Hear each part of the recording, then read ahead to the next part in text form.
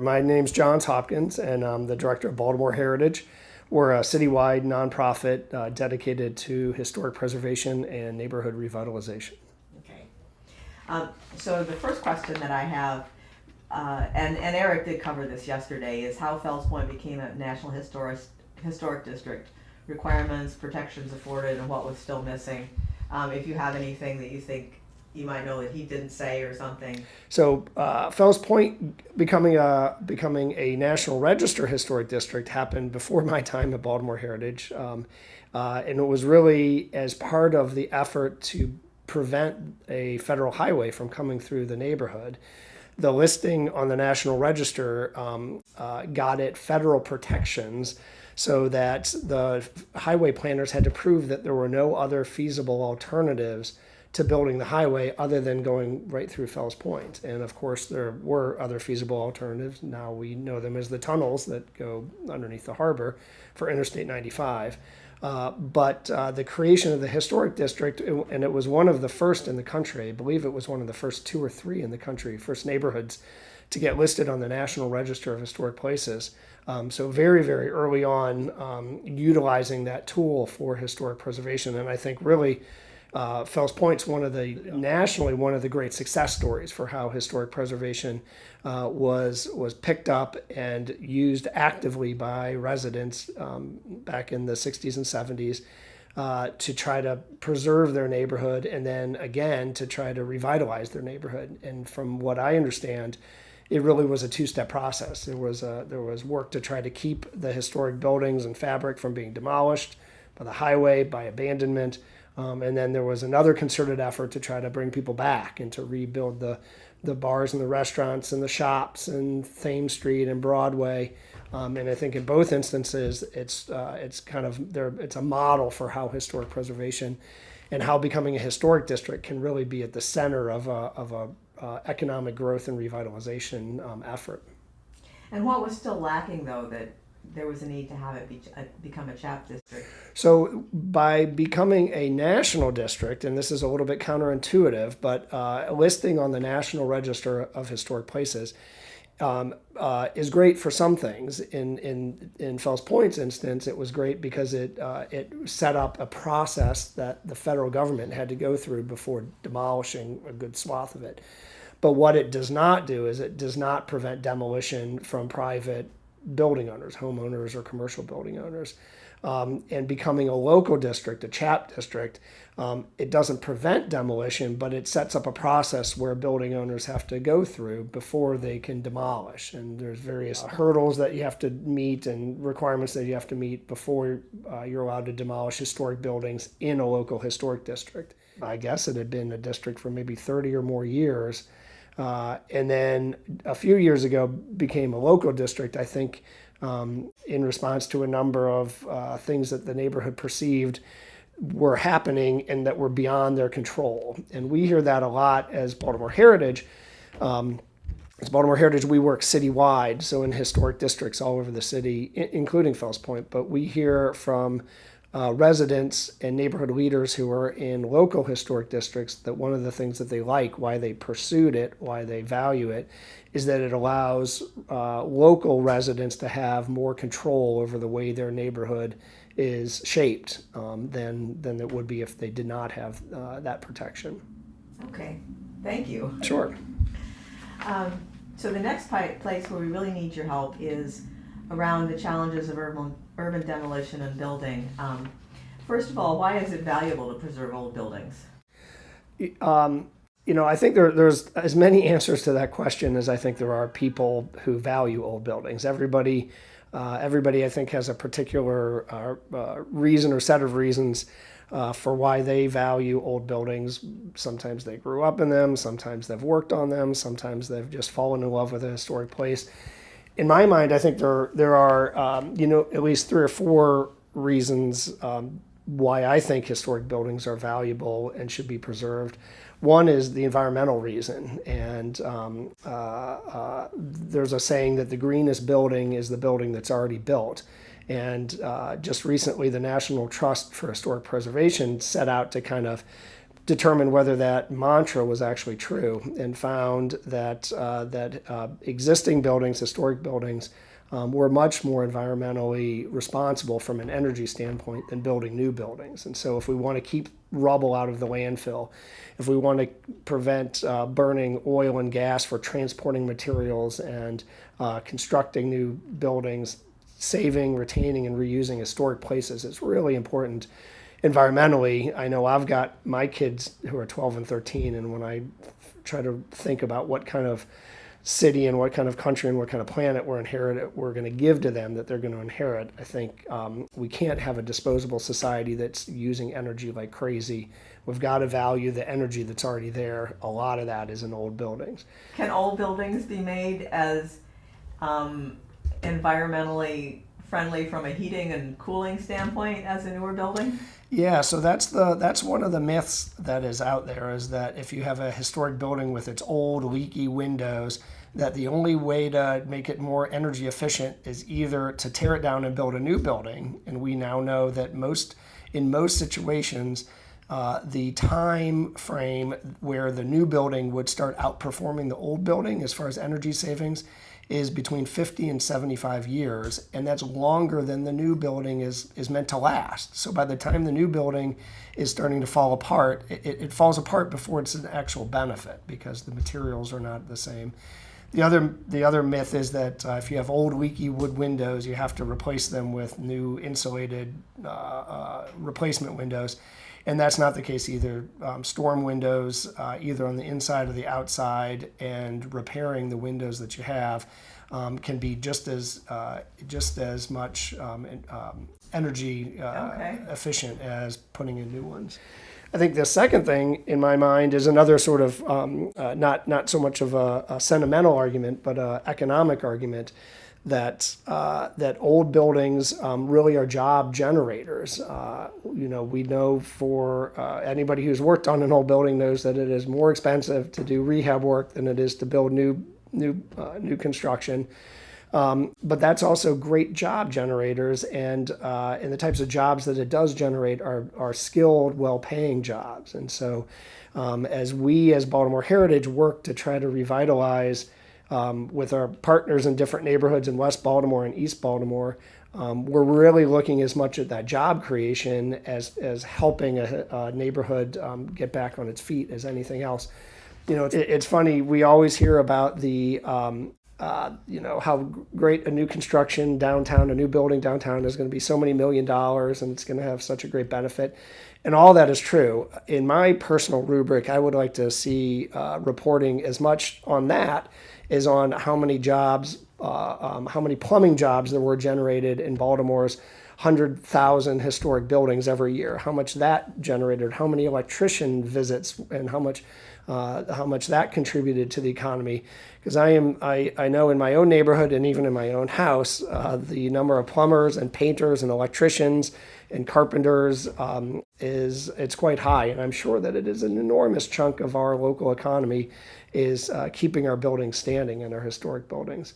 So for me, the third reason that I value historic buildings, in addition to environmental concerns and economic concerns, is authenticity. And old buildings, by definition, have been around. Historic buildings have been around for a while. They're often made with different materials. They look different. They function differently. And I think as we look in our own communities, and as I look around in my own community for what's important, and that connection with other people, both past and present, that sense of authenticity is really hard to describe, but I think hard to underestimate. I know, for example, when we travel, whether it's to to Beijing or to San Francisco or to Kansas City, we always go to the old parts of the city, to the historic parts of the city. And I think we're, from the travel brochures that I read, I think we're not alone in that people value that sense of connection and connectivity that old buildings speak to, I think, much more deeply than newer communities do. Thank you. Sure. Okay, so is there a trade-off between historic preservation and economic progress? we get that question all the time. It comes in different forms. Is there a trade-off? Is there a conflict? Does historic preservation stand in the way of economic development? And I've been the director of Baltimore Heritage for almost 15 years, and I can't recall an instance when historic preservation has been a hindrance to economic development. Sometimes it takes creativity, design creativity. I know working with architects and designers to try to figure out ways to incorporate new building or old buildings in new construction. Certainly there's you have to have a lot more creativity to work with historic buildings than I think you do just cleaning the slate and starting new again. But I think that's really sort of a false dichotomy. And in fact, if you look around in Baltimore, I see overwhelming instances where historic preservation has been the catalyst for economic development and the center of economic development, not the other way around. Could you talk about the battles that you and Baltimore Heritage have fought that are related to Fells Point? Right. Battles is kind of a strong word also, and sometimes certainly there are, and we have been engaged in what you would call a battle, maybe even a lawsuit. But I think more often what's involved are preservation issues and issues over historic places, and we have been involved in a number of those in Fells Point. I'm happy to say all of them have been working with our local partner, the Preservation Society for Fells Point. We've been partners with them. They've really been in the lead on all of them, but we've been very happy to support them. Some of the bigger ones that that over the last, say, decade or so, both the creation of the local historic district, the CHAP district in Fells Point, we were happy to play a supporting role there. One that I was happy to be involved with that didn't go anywhere was with the Red Line, and the Preservation Society and Baltimore Heritage spent a lot of time. We spent a lot of time citywide on the Red Line, the proposed light rail system. In Fells Point, in particular, we spent a lot of time with the Preservation Society and with the state planners, city planners, to try to make sure that the Red Line stations were located in proper places, that they didn't impact the historic district, or that they did impact it as little as possible, that the construction and vibrations would have a minimal or no impact on historic buildings, and that part of the project would have provided funding for historic preservation in Fells Point. So that was an example of a long-term process that we were happy to play a role in that obviously didn't come to fruition, but we were involved. There have been some smaller issues. I know there was a proposal for a new house on, I believe it was Bond Street, that would have had a garage right up against the sidewalk on the street that was really not appropriate for the block that it was on. We were happy to support the Preservation Society in that. And just even this year, I know it's kind of hard to believe, but there was a proposal for a cell phone tower, not one of those co-location small things, but an actual freestanding cell tower in Fells Point that we were happy to support a lot of groups on that were not pleased to have the prospect of a cell tower on Broadway. So, yeah, was it Broadway? I thought it was Bond Street. Bond Street, I'm sorry, Bond Street. Yeah, I saw a bunch of discussion on Next Door about that. So those are it's I think in Fells Point, as much as any neighborhood, there are, if you think about Fells Point, there's some really nice, great historic buildings, but there are no real Taj Mahals. There's no true architecture gems. But the real value is in all of the different historic buildings that are, every block is mostly still intact. They're mostly still there. So a lot of the issues seem like small issues at the time. A cell phone tower here, a demolition here, a new building, new house with garage doors that look crazy out of place. But when you add up all those small issues, it would have a big impact if they all kind of went the other way. So it's, I think in Fells Point, as much as in any historic district, it's that kind of constant vigilance and constant willingness for residents to get involved and be involved in the process that keeps it looking as fantastically historic and desirable as it does. So, getting to the Marketplace at Fells Point project, which I've spent a bunch of time on, but what has been your experience and Baltimore Heritage's experience with that project? We got involved with the proposals around the 600 block of South Broadway several years ago. And our concerns, we had really two major concerns. And again, we were working with the Preservation Society on this. The first one was the proposed demolition of historic buildings. And there were a lot of historic buildings that were proposed to be demolished. A lot of them, in fact, did get demolished. Some of our particular concerns were alley houses on Register Street, one of which was one of the last remaining wooden houses in Fells Point. And we were concerned with the loss of not just historic buildings, but some really very old buildings, even for Fells Point. And with the wooden house, one of the last buildings of its type left standing in the city. So from an authenticity standpoint and from an integrity standpoint, losing those we were not happy at all about. The other part of that issue that we got involved with was the proposed height for the new construction on Broadway. When we first started, the proposed height was 9 to 11 stories, I believe. And we in the Preservation Society felt that was inappropriate for Broadway. The best practice for historic districts is when there is new construction, and especially tall new construction, you put that at the edges of your historic district, not right in the core of your historic district. So when you look at Broadway with its 3-story buildings and its Broadway the Center Plaza and low 1-story market buildings today, having 9 to 11-story buildings right on Broadway, we felt was not an appropriate scale for the neighborhood. I think we did not win on the demolition issue. A lot of buildings were demolished. On the height issue, the height did come down, and I don't know what the final height is, but it's well below that 9 to 11 stories. The other thing that we were a little bit we got involved with was just the process for how to go about doing such a wide-scale demolition in a historic district.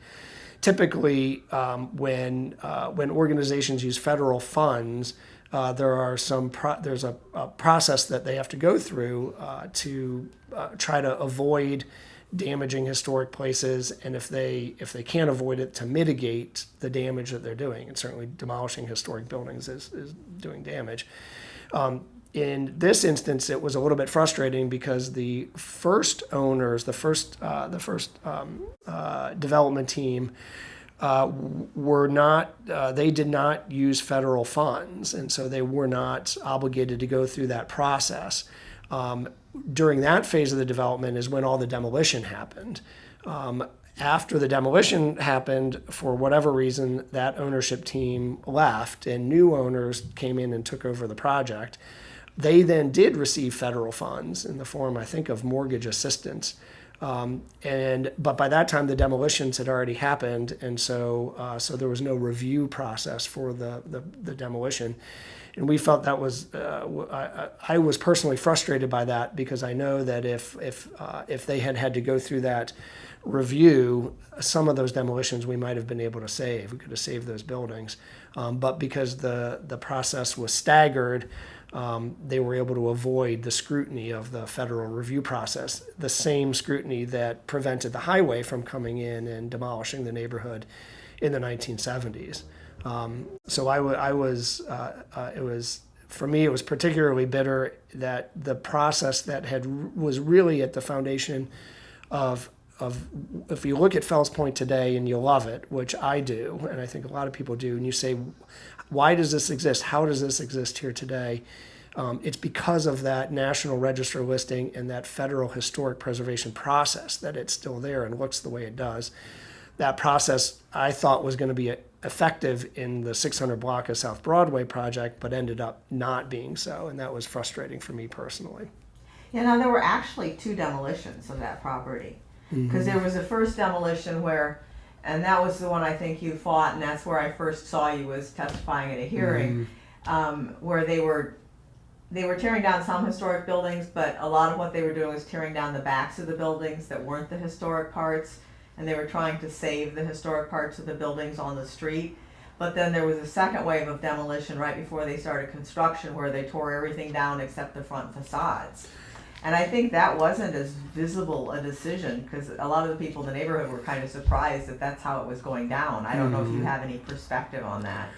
We were most concerned about Bethel Street and Register Street, the demolitions there.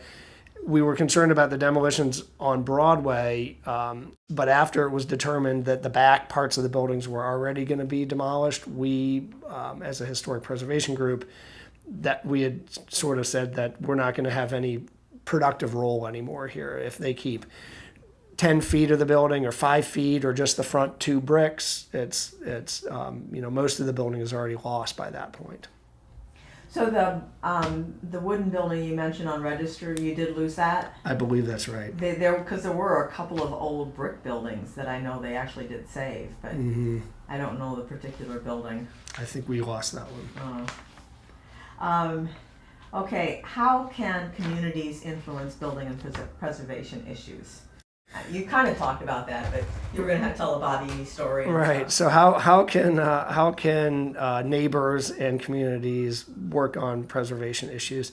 I would like to tell one story about Bob Eney, a gentleman named Bob Eney, who I knew. He passed away a year, maybe 2 years ago. I got to know him later in his life, but he's really an inspirational figure. And I think everybody who lives in Fells Point, I think everybody who lives in a historic district in Baltimore, I think everybody who lives in a historic district or cares about historic neighborhoods in the country should know Bob Eney's story.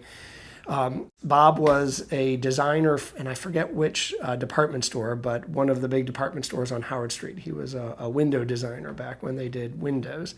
And he lived in Fells Point, and the highway planners had been proposing this Interstate 95 federal highway system coming right through Fells Point, and he felt very strongly that that was the wrong thing to do.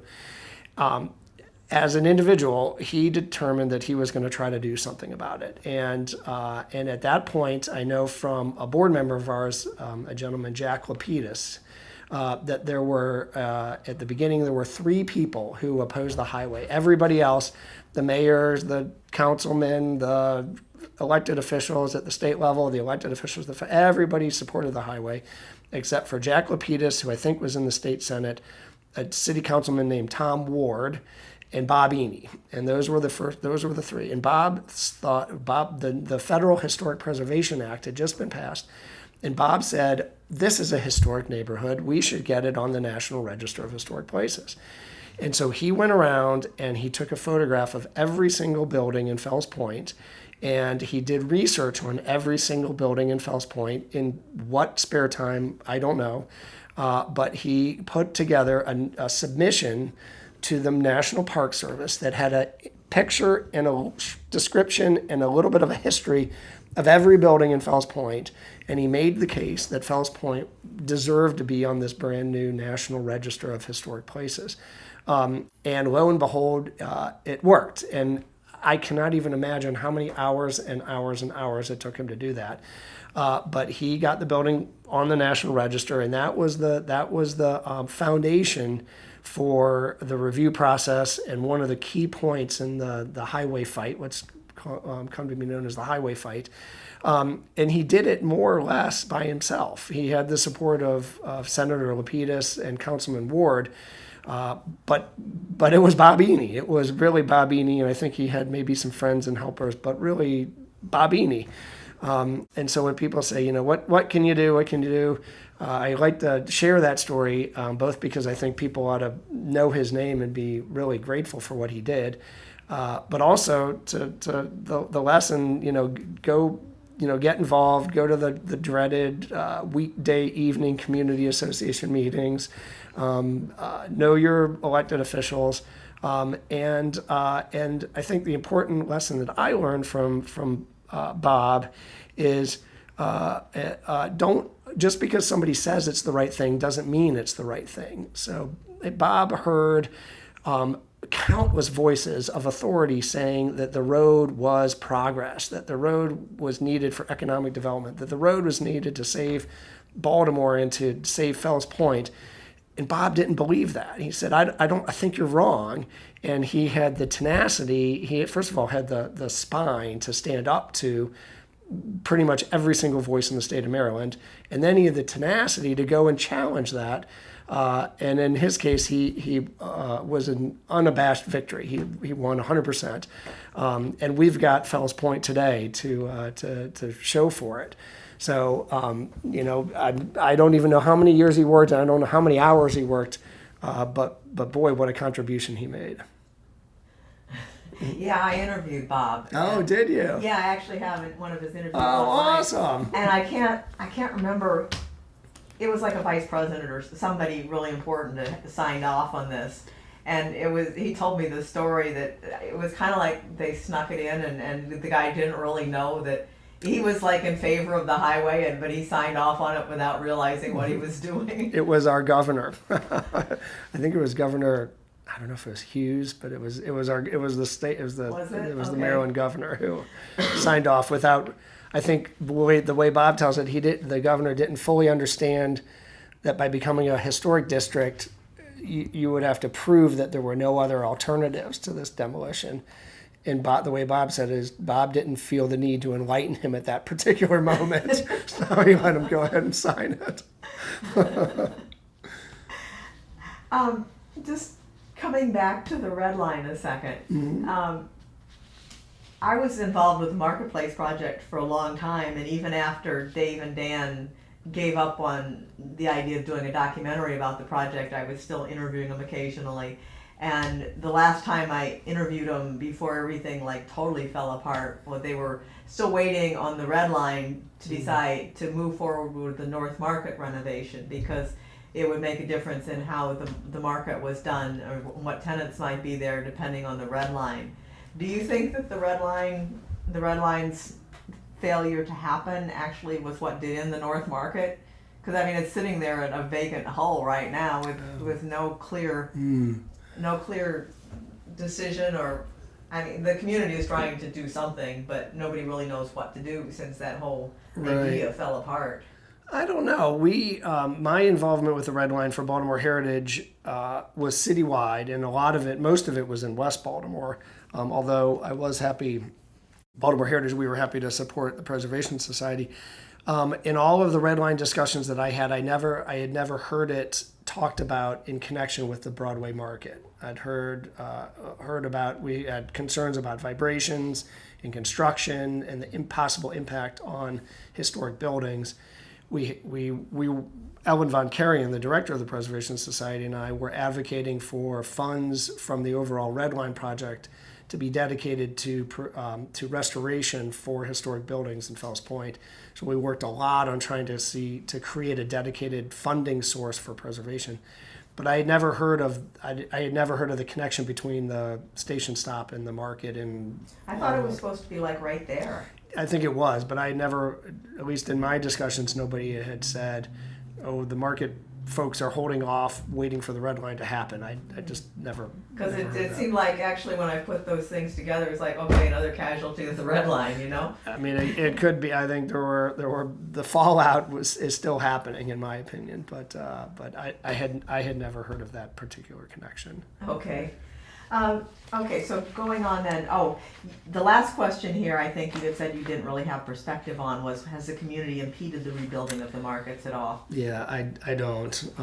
I was working with Ellen closely on the Red Line. I worked with Ellen closely on a lot of different issues, and when she left as the executive director, I still work with the Preservation Society, but I haven't been as much on the ground, so I kind of don't know. Okay.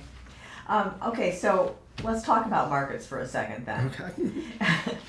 Are there any noteworthy public markets elsewhere that Baltimore should emulate that you know of?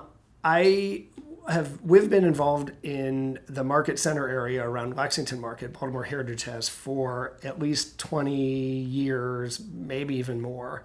And I know the city of Baltimore has sent a delegation to look at other markets around the country. I think they went to Reading Terminal Market. I think they went to the public market in Lancaster, Pennsylvania. I think they might have gone out to Seattle for the market in Seattle. I am not a market expert. I was not part of those trips, but I will say I have been to a couple markets recently that I've really enjoyed. And in my mind, the secret or the lessons learned, I'm not sure it's a one size fits all approach. I think that for Lexington market or for Broadway market, it's got to be its own market. It's got to be its own amenity for the neighborhood. I don't think a market is a cookie cutter approach where you can take something that works in a neighborhood in Seattle or a neighborhood in Chicago and just plunk it down in a neighborhood in Baltimore. That said, there are a couple markets that I've really enjoyed that I think have things that might be lessons that Broadway market might learn from. One was a few years ago. I was up in a neighborhood called Chestnut Hill in North Philadelphia, and they had a great market, public market. It wasn't a new building. I mean, it wasn't an old building. It was a new building, and it wasn't big and it wasn't fancy. But it seemed like the whole community was out shopping and standing around and talking as much as they were shopping, and it really struck me.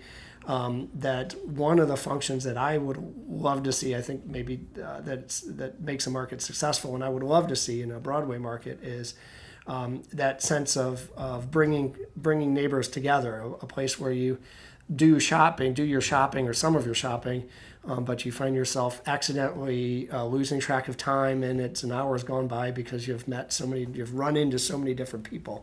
And I think in Chestnut Hill, it was wonderful to watch that. And I think that would be sort of in re-envisioning Broadway market to try to make it a place where neighbors come and they can buy things, but sort of get lost in time meeting other people. Another market I went to just a few years ago was Eastern Market in Detroit, and Detroit, like Baltimore, has hit hard times and lost population after World War II, and is revitalizing like Baltimore. And Eastern Market was in a neighborhood, that was clearly had taken a hit and was economically distressed, but was also coming back. And the market was really at the center of its economic comeback. From what I could see, the market was big by any standards, but it was big. A lot of the stalls were not occupied. What I recall was that there were a number of meat butchers shops in the market that had been there for many, many, many years, generational businesses. And people had very loyal customer base. So it was drawing people back to the neighborhood, back to that market area, who would come from all over Detroit because they knew they wanted to buy that particular cut of meat from that particular vendor. So I thought that was another a great sort of attribute for a market to try to think about is, in the mix of businesses and uses, can you have some that are draws from outside the neighborhood? If one attribute sort of like Chestnut Hill is bringing neighbors together, another might be to have some things that draw from outside the neighborhood. I'm thinking of Lexington Market, and certainly there are a number of vendors there that have loyal customer bases that will come from all over the region to eat crab cakes or get sandwiches or to get cookies, and I think that's a great thing. The other market that I was thinking about recently that I went to maybe 3 or 4 years ago is Soulard Market in St. Louis, and I grew up in St. Louis, again a city in many ways like Baltimore. And Soulard Market, when I was growing up in the 1970s, the neighborhood around it had a lot of flight, a lot of abandonment. There were as many vacant houses as there were occupied ones. And I recall going to Soulard Market, and its market was very old. I think as a number of Baltimore's are, but I remember going to Soulard Market, and it was still hanging in there, still the center of the neighborhood. It still sold basic grocery staples and flowers, and it had longtime vendors and new vendors. And I was particularly pleased. I went back, say, just a few years ago, and the market was not only still there, it was thriving, and the neighborhood around it was better than I'd ever remembered it as a kid. And I thought one of the things that sort of struck me, and it had food vendor. You could get your groceries, your flowers, your vegetables, your meats, your fishes. You could get prepared food. It had all the sort of farmers market qualities, but in a public market space. And what I thought one of the great qualities of that market, and maybe Eastern market, and certainly some of Baltimore's markets, is that sense of permanence and continuity. And sometimes times are good and sometimes times are bad, but your public market is that rock solid core, hopefully, that is there as part of that neighborhood, is just the building block for that neighborhood. So I know Broadway market, I think for generations, has been at the center of Fells Point. Maybe this last generation, it's fallen off a little bit. And I think, as the residents and groups in Fells Point think about how to rebuild it and what it should look like and what function it should be, I think, looking at those lessons and the permanence and the, how can it really become again kind of that anchor for Fells Point would be something that I would look at. So why is the revitalization of the Broadway markets important for Fells Point? I don't feel comfortable answering that because I'm not a resident of Fells Point. Okay. So I do feel, I would be loath to sit here and kind of offer my unsolicited 2 cents on what's best for Fells Point when I go there a lot, and I consider myself part of the broader community, but I'm not a Fells Point resident. But I would, what I would love to see as a visitor, and this is maybe a little bit different than other people's perspectives. And I would love to see it have a mix of things that draw residents and draw outsiders and be permanent and be a community space. Being, I think, maybe the most important thing is that it remains a public space. There are lots of private spaces in Fells Point and lots of private spaces in most of Baltimore's neighborhoods. Private residences, private homes, private businesses, private restaurants, private bars. The unique thing about the market is that it's public space. And so I think for me, I would love to see it remain very much a public space. The other thing that I love to see is when I have out-of-town visitors visiting me, I always go to Fells Point to show off the best of Baltimore. And there's a lot of things that I talk about in Fells Point, that I try to brag about in Fells Point. So I think sort of selfishly, if I could see as the Broadway market comes back to life, if it can be a public market, and that I would love it to be able to go there and show my out-of-town visitors and have it one of the points of me bragging about why Baltimore is so great. That's what I would love to see out of the market. So is that your vision? And our last question is your personal vision for the Broadway market? My personal vision, right? My personal vision is that it remains and is finds a mix of uses so that it is in fact public, and that it acts as a very public space for all stripes of Fells Point people and all stripes of Baltimoreans, and then for people like me who want to bring their guests to show off the best of what Baltimore has to offer.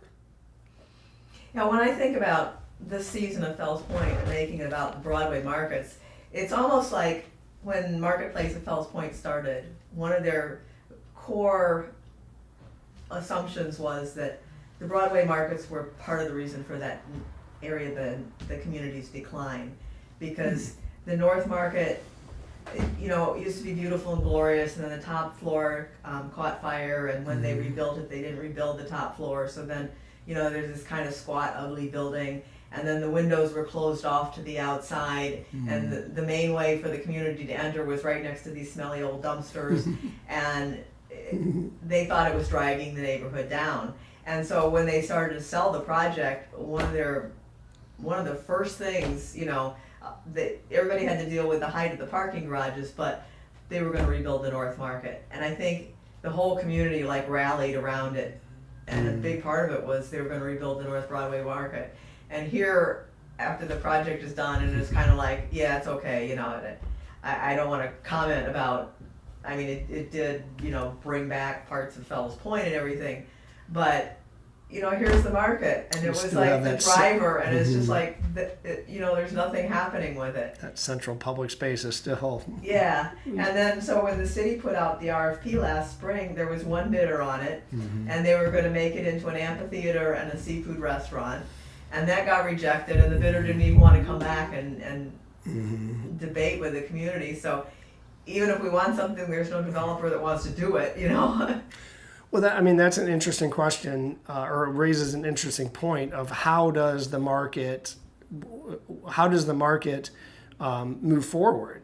Does it have to be a private developer? Is it financed solely through private development dollars? Is it part public, part private?